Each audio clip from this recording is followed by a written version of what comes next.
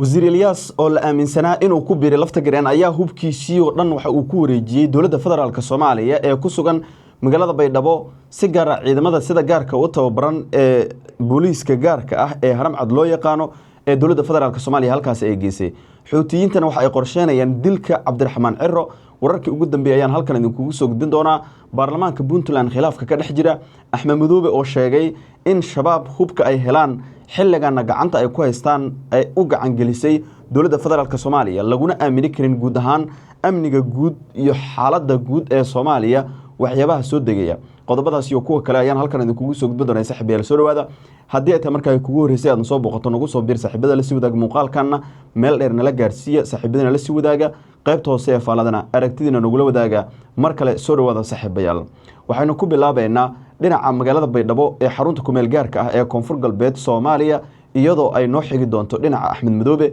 ugu dambeyn xuutiyiinta wadanka Yemen oo iyagana markaasi ah dad si weyn markaasi uga soo horjeeda Israel sidoo kale Cabdiraxmaan Ciro ku tilmaamay nin xilligan aanan loo aabiyeeli karin oo waliba aysan sugi karin imaanshihiisa magaalada Hargeysa gantaaladii ugu badnaa ayaa lagu rogay dhinaca magaalada Hargeysa aynu ku bilowno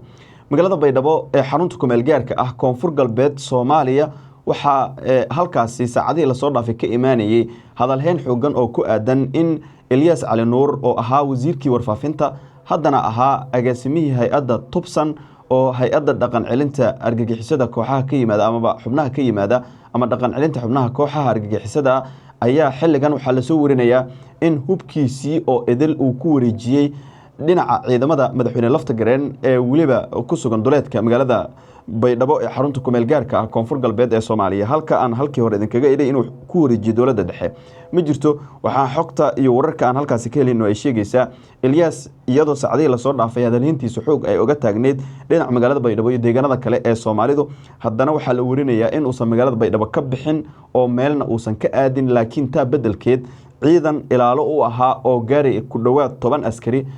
waa uu ka soo reebtay ilaa iyo 3 askari oo kaliya inta kale uu u diray duleedka magaalada Baydhabo ciidankana iyo sidoo kale hubkoodina uu ku wareejiyay wasiiradii iyo sidoo kale xubnihii taliyayaasha ahaa ee hogaaminayay ciidamada taabacsan madaxweyne lafta gareen ee ku sugan duleedka magaalada Baydhabo ee xarunta ku meel gaarka ah Koonfur Galbeed ee Soomaaliya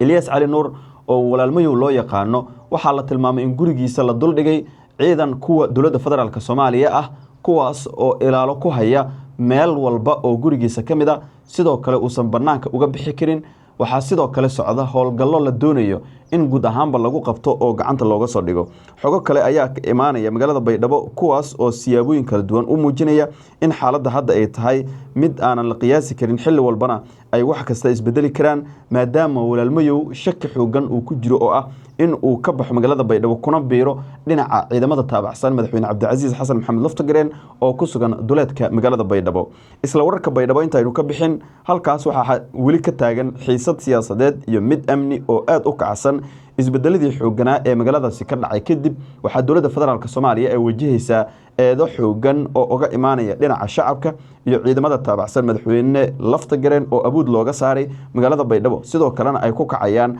dawladda waqtigeedu dhamaaday ee uu hogaamiyo madaxweyne Xasan Sheekh Maxamuud falaalkaas ayaa ka dhana guud ahaan dadka ku abtirsada beelaha uu ka soo jeedo madaxweyne lafta gareen iyo saraakiishii daacadda u ahaa wararka hordhac ah waxa ay sheegayaan in markii madaxweyne lafta gareen laga saaray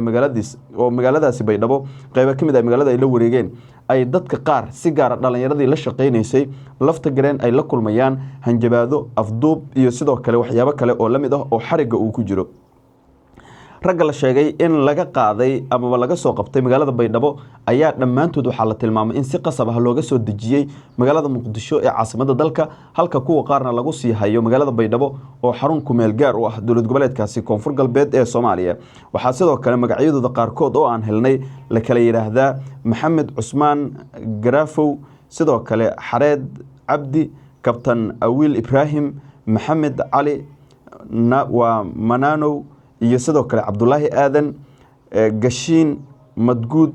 iyo Cabdiqani Maxamed Xaji waa saraakiisha hadda la warinayo ama guud ahaan xubnihii ka hoos shaqeynayay madaxweyne lafta gareen daacadna u ahaa dhammaantood waxaa la tilmaamay in loo soo qaaday magaalada Muqdisho ee caasimadda dalka saraakiil ka amar qaata madaxweynaha waqtigiisu dhammaaday ee xasan sheekh maxamuud ee ku sugan gudaha magaalada baydhabo ayaa u sheegay warbaahinta in raggan la afduubtay ay ku heeb yihiin madaxweyne laftagareen oo hadda ka maqan guud ahaan Soomaaliya kuna sugan magaalada Nairobi ee caasimadda waddanka Kenya. dhinaca kale xiisadan cusub ayaa barbar socota eedeemo hore oo aad u culus oo ka taagnaa gudaha magaalada baydhabo ee xarunta kumeel gaarka ah ee koonfur galbeed taas oo loo jeedinayay dowladda federaalka ah ee Soomaaliya kadib markii la xaqiijiyay in doorashadii halkaasi ka dhacday ay sababtay ka hor inta aan la gelin ama xitaa uu ku soo bixin aadamadoobe ay dhaceen falal lid ku ah ammaanka sida weerar ka dhan ah dadka deegaanka iyo sidoo kale xarig dad dhalinyarada deegaanka loo geysanayay ilaa iyo laga gaaro in la dilay oo nafta la dhaafiyay dhalinyarada qaar ee gudaha magaaladaas ku sugan kuwa qaarkood xitaa meedadkooda waxa la tilmaamay inta la dilay kadibna dab la qabadsiiyay sida uu horay u shaaciyay taliyihii ciidanka asluubta Soomaaliyeed Maad Cabdiraxmaan eedeymahan ayaa si weyn u gilgilay shacabka deegaanada koonfur galbeed iyadoona warar madax bannaan oo arrimahan xaqiijin kara oo si rasmi ah u xaqiijin kara aysan jirin laakiin xilli kasta koonfur galbeed ay ka dhici karaan qalalaase toos ah oo ay markaasi martigeliso walaalmayow hubkiisii oo ciidanka laftagareen lagu wareejiyay iyo guud ahaan xaaladaas iyo edel barnaamijyada wararkeena dambe ayaa idinkugu faaqidi doonaa dhinaca kale haddii aynu eegno Axmed Madoobe ayaa tilmaamay in dowladda federaalka ah ee Soomaaliya xilligan wax lagu aamini karo aysan jirin waxa uu tilmaamay in cunaqabatayntii hubka ee la qaaday aanan laga faa'iideysan taasi bedelkeed dowladdu intay ka faa'iideyso ama inay ka faa'iideysato inta la rabay xilligan ay ka faa'iideysanayaan kooxda al-shabaab hubkii ugu cuslaa ayuu Axmed Madoobe sheegay in dowladda federaalka Soomaaliya ay u gacan gelisay kooxda al-shabaab oo xilligan ay ku macaamilayso meelo badan oo ka tirsan maamul goboleedyada dalkana lagu weerarayo waa sida Axmed Madoobe uu sheegay inkastoo xogtaas aan la xaqiijin karin haddana waxa uu tilmaamay in shabaab meel kale oo hub ay ka helaan aysan jirin cunaqabatayntii hubka ee la qaaday Soomaaliya gaar ahaan kooxaha argagixiso ee ka dagaalama sida Daacish iyo shabaab ay noqdeen kuwa ku faa'iiday oo in badan oo kamid ah dagaalada ay qaadaan ay ku qabsadaan hub culus oo ay ka qabsadaan ciidanka dowladda federaalka Soomaaliya aan intaas ku dhaafno sheegashooyinkaas iyo guud ahaanba wararkaas iyo idilna wixii ka soo kordha barnaamijyada wararkeena dambe ayaan idinkuga soo gudbi doonaa iyo sida dowladdu ay uga hortagto arrintaas oo ay u beenisaba Cabdiraxmaan Ciro ayaa la qorsheenaya dilkiisa iyada oo xuutiyiinta waddanka Yemen oo daris la ah Somaliland la sheegay in ay u diyaar garoobayaan duulaan cir iyo dhul ah si gaar ah cirka ah oo ay ku doonayaan in guud ahaanba ay uga takhalusaan Cabdiraxmaan Maxamed Cabdullaahi Ciro madaxweynaha Somaliland xogta iyo wararka aan helayno waxa ay sheegaysaa in xuutiyiintu ay diyaarinayaan shirqool lagu dilayo Cabdiraxmaan Ciro oo tagay waddankaasi Israa'iil xilligan ku sugan sidoo kalena kulamo ka wada iyadoo saacadaha soo aadan la filayo inuu dib ugu soo laabto magaalada Hargeysa ee caasimadda Somaliland lama oga sida ay xuutiyiintu ugu suurgeli doonto laakiin guud ahaan waxa la tilmaamay in heegan la geliyay difaacyada cirka ama hubabka dhinaca cirka la adeegsado ee waliba ridada dheer iyadoo aanan la ogeyn xilliga rasmiga ah ee ay qaadi doonaan weerarkan laakiin xuutiyiintu waxa la tilmaamay inay ku hanjabeen inay guud ahaanba ka takhalusi doonaan nolosha Cabdiraxmaan Ciro maadaama uu tagay Israa'iil iyo sidoo kale Iiraanna ay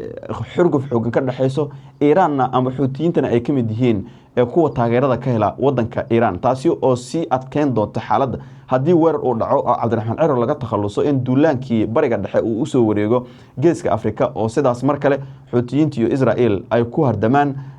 dhinaca labada dhinac ee Somaliland iyo sidoo kale waddanka Yemenba wixii ka soo kordhay guud ahaan umurahan idil barnaamijyada wararkeena dambe ayaan kugu soo gudbin doonaa haddii aad ilaalinayna la soo gaarteen ugu soo bir saaxiibada la sii wada qaybta hoose ee faladan aragtida nagu la wadaaga channelkeena subscribe dhaha meel dheer nala gaarsiiyo muuqaalkan